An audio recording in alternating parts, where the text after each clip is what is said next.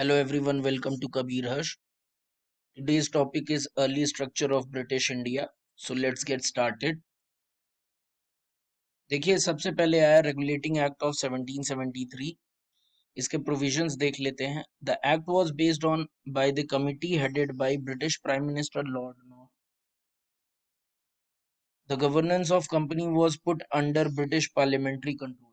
अभी तक जो कंपनी थी it was under private hands. So the British Parliament, due to this act, from this act, taken under his control. The Governor of Bengal was nominated as Governor General of all three presidencies, Bombay, Madras and Calcutta. तो देखिए क्या होता था कि पहले बंगाल में एक governor था.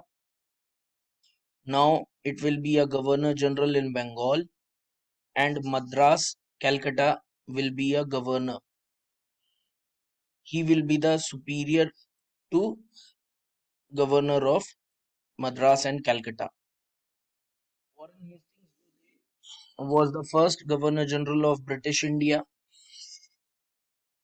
Governor General was empowered to make rules, regulation, and ordinance with the consent of the Supreme Court. So, a Supreme Court was established in Calcutta. Fort William जो था, that was a Supreme Court. It was established in Calcutta. उसके बाद आया Pitt's India Act 1784. It was enacted to improve upon the provision of regulating Act. A six-member board of controller was set up, headed by ministers of the British government. All political responsibilities were given to the board. Trade and commerce related issues were under the court of directors. Governor Council was established in Bombay and Madras. Province had to follow the instruction of central government, and Governor General was empowered to dismiss the failing provincial government. उसके बाद आया charter act of 1793. इसके भी provisions देख लेते हैं. It was the first charter act.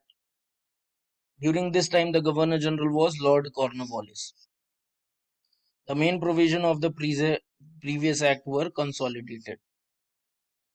अब इसमें क्या किया है? Payment of salaries of the members of board of controller was given from Indian revenue. अब board of controller Britishers हैं, they are taking the salary from India to Britain. Courts were given the power to interrupt rules and regulation. Courts को अब power मिल गई rules and regulation में changes और interpretation करने का. फिर आया charter act of 1813. During the time of governor general lord Hastings.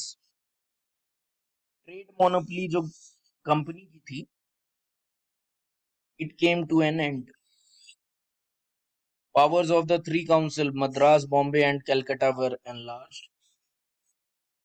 The Christian missionaries were allowed to spread their religion in India.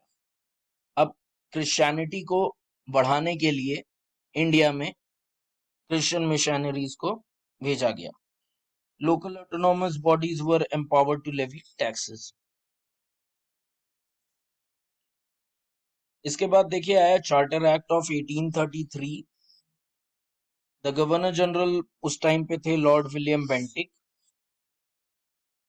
The governor general council was given vast powers. The council got full power regarding revenue and a single budget. अब देखिए इसमें budget भी आ गया. 1833 के act में budget start हो गया. For the country was prepared by the governor general. कौन प्रिपेयर करेगा? Governor general. For the first time the governor general government was known as government of India. अब देखिए अभी तक क्या था? British India.